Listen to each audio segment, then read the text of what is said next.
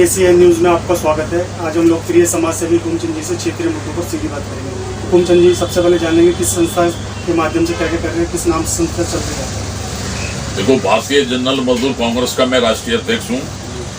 मेरे नेतृत्व में करीब केंद्रीय नेतृत्व की 15-16 यूनियन काम करती हैं। ऑल इंडिया CPWD कर्मचारी यूनियन, भारतीय जनरल मजदूर कांग्रेस, दिल्ली मजदूर संगठन, ऑल इंडिया फेडरेशन झुग्गी झोपड़ी federation, all India petroleum trade union. तो ऐसा करके जो है कि ये 15-16 जो ट्रेड यूनियन है वो मेरे नेतृत्व में काम करती हैं।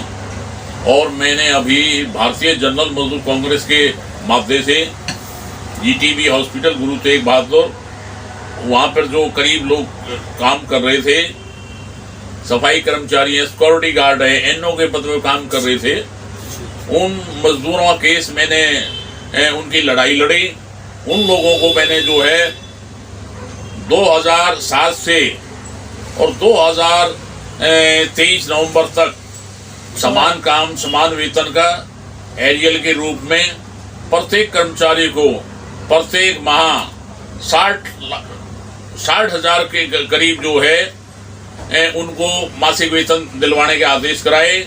और 16 साल का 2007 से जो 23 तक का था जो आदेश थे, वो कानूनी कार्रवाई यूनियन के संघर्ष के तो करीब 14,000 करोड़ रुपए जो है GTB हॉस्पिटल के लिए वो मैंने उन लोगों के आदेश पारित कराए।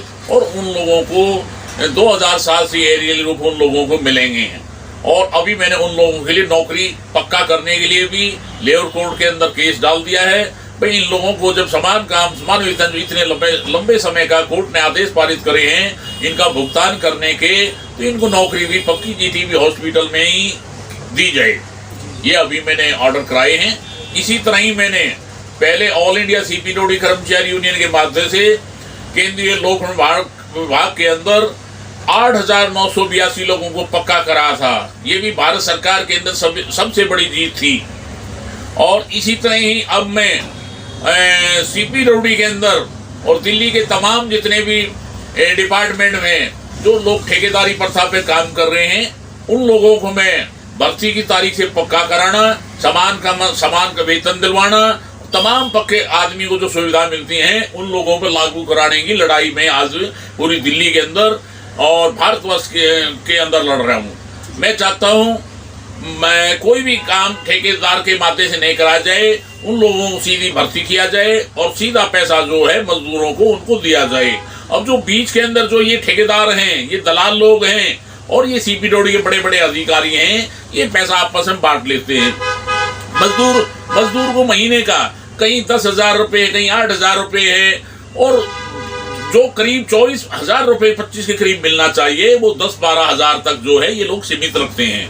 बाकी पैसे को ये अधिकारी CPWD के JE से लेके और चीफ इंजीनियर से आपस में बांटते हैं। मजदूर की जेब में पैसा नहीं जाता है, ठेकेदार और ये बड़ी बड़ी मौज लेते हैं। हमारा एक मजदूर साथी पूरे महीने के अंदर 10,000 रुपये में अपना गुजारा करता, अपने बच्चों को पढ़ाता लिखाता है, किराया देता, अपना बड़ी मुश्किल से अपना गुजारा करता है।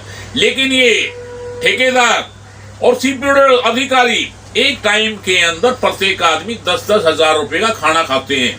बड़े दुख की बात है, मजदूर एक महीने के अंदर कराता है, लेकिन ये ठेकेदार प्रथा के माध्यम से भारत सरकार को इतना घाटा पहुंचाने में लगे हुए हैं। मैं कहता हूँ भारत सरकार के बड़े अधिकारियों से इनकी CPWD के अफसरों की जांच करी जाए और इनकी जांच इस तरह से करी जाए ये जो ये इन अरबों करोड़ों रुपए इन इंजीनियरों ने कमा रखा है।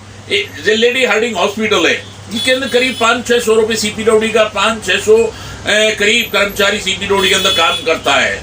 लेकिन ठेके पर 600 लोग दिखाते हैं, लेकिन कार्य स्थल पर जाए तो ये 100-150 लोगों से काम लेते हैं। बाकी पैसे हुए अधिकारी, इंजीनियर लोग, ठेकेदार लोग ये आपस में बांटते हैं।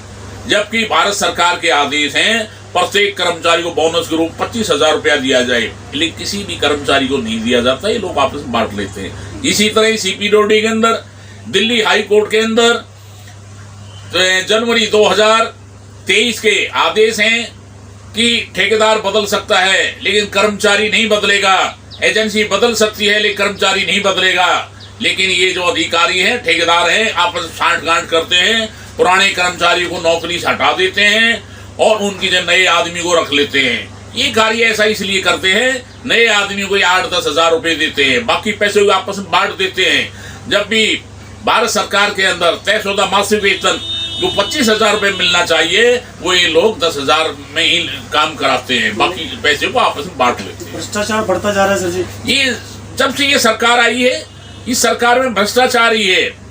अगर कोई किसी भी पार्टी का सदस्य, मैं किसी पार्टी का नाम नहीं लेना चाहता हूं, कोई भी पार्टी का कोई भी पदाधिकारी अगर उसकी आवाज उठाता है, तो ये जो सरकार जो है, मौजूदा सरकार है, ये ईडी सीबीआई जो वो इनकी अपनी घर की मशीनरी है, वो इनके कहने से काम करती है और उन लोगों को पीछे लगाती थी। जैसा कि ये चर्चा चल रही है कि भाई दिल्ली का मुख्यमंत्री है, उसके पीछे लगे हुए हैं और लोगों के पीछे इन लोगों ने लगा रखी है।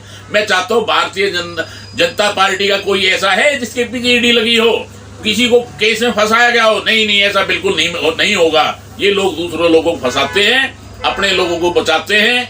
जो दूसरी पार्टियों को जो भ्रष्ट एमएलए और एमपी होते हैं, वो इनके पास चले जाते हैं, तो वो गधे से गाय बन जाती है, वो उसको गाय के रूप में मानते हैं ये। और जब तक वो दूसरी पार्टी में रहता है, उस पर ये लोग आरोप लगाते रहते हैं। इनकी पार्टी में चला जाता है तो वो गधे से गाय बन जाता है। तो मैं चाहता हूँ ये पार्टी जो है सही तरीके से काम नहीं कर रही है, सोच समझ के काम करना चाहिए और किसी को नाजायज रूप से नहीं तंग करना चाहिए। मैं एक बीजेपी के कार्यकर्ता से किया था, अगर कोई अन्य पार्टी के लोग भ्रष्टाचार में लुप्त है, अगर वो भाजपा में शामिल हो जाते हैं तो बिल्कुल ठीक कैसे हो जाते हैं? तो वो उनका ये जवाब था कि जो महर्षि वाल्मीकि थे वो एक डाकू थे, लेकिन वो हमारे राम के बीच में आके साधु संत बन गए। ये उनका बयान था। आप क्या कहना चाहेंगे इस पर? देखो, ये मैं यही कहना चाहूंगा, जो आप बोल रहे हो बिल्कुल सही बात है। जो जितने भी भ्रष्टाचारी जिनके ऊपर लाछन लगाते हैं, जिन लोगों के ऊपर तरह तरह के लाछन लगे, उन लोगों को पहले से ये लोग उनके बारे में गलत उनका प्रचार करते हैं। लेकिन जब इनके अपनी पार्टी में वो लोग चले जाते हैं, अभी कुछ लोग नए लोग गए हैं, वो लोग इनके बहुत अच्छे, बहुत जो है धुले हुए लोग बन जाते हैं। तो ये पार्टी का ये तो गलत तरीका है। हम कहते हैं किसी भी पार्टी पर आरोप लगता है, क्या अधिकार उसको, किसी कांग्रेस हो, बीजेपी हो, कोई पार्टी हो, ऐसे लोगों को नहीं लेना चाहिए। देश के हित के अंदर काम करना चाहिए, अच्छे आदमी को पार्टी के अंदर रहना चाहिए, अच्छे लोगों को लेना चाहिए। कुछ संदेश देना चाहेंगे गुमचंद जी आप? बस मैं संदेश यही देना चाहूंगा कि भारत सरकार के अंदर, दिल्ली सरकार के अंदर जितने भी तमाम ठेके पर जो मजदूर काम कर रहे हैं, ये सरकार उन लोगों को ध्यान करे, उन लोगों को पूरा पैसा दिलवाए, उन लोगों को जल्द से जल्द ठेकेदारी प्रथा से मुक्त करा जाए और उन लोगों को डायरेक्ट उनको पक्का किया जाए। मैं तो दिल्ली सरकार से पे भी अभी आरोप लगाऊंगा कि दिल्ली की सरकार के मुख्यमंत्री आने से पहले ठेके के कर्मचारियों को बड़ी जोर शोर से आवाज उठाई थी, अब दिल्ली सरकार के अंदर कोई भी कर्मचारी ठेके पे काम नहीं करेगा। तो मैं केजरीवाल जी से मांग करूंगा कि आपने जो वादा किया था वो वादा पूरा करें और दिल्ली सरकार के तमाम हॉस्पिटल, तमाम आवासीय कॉलोनियां, जल बोर्ड, लोक निर्माण विभाग, पीडब्ल्यूडी और अन्य जितने भी सरकारी संस्थान हैं जो मुख्यमंत्री अंडर काम करते हैं, अरे वो कम से कम उन लोगों को पक्का करे, उन लोगों को ठेकेदार पर मुक्त करे, ताकि उसका जो है उन लोगों को वायदा याद आए। इन्होंने जो वायदा किया वो निभा लिया। अगर ऐसा नहीं होगा तो आने वाले समय में कोई भी चुनाव होगा, ये मजदूरों को बड़ी ताकत होती है और मजदूर का अगर भला नहीं होगा तो मजदूर उस सरकार का भला नहीं करेंगे और वोट के वादे से उस सरकार को पलट देंगे। और वो सरकार अगर मजदूर काम नहीं करेगी तो वो देश में राज भी नहीं करेगी। मैं चाहता हूँ जिस देश का किसान, जिस देश का मजदूर अगर खुश होता है तो देश बहाल है। अगर ऐसा जहां में मजदूर दुखी है तो वो समझो देश बेकार है। तो इस सरकार को देखना चाहिए, दिल्ली सरकार हो या केंद्र सरकार हो, मजदूरों खासकर ध्यान करना चाहिए। बहुत बहुत धन्यवाद हुकुम चंद जी, आपने समय निकाल के हमसे बात की सर, शुक्रिया, धन्यवाद आपका।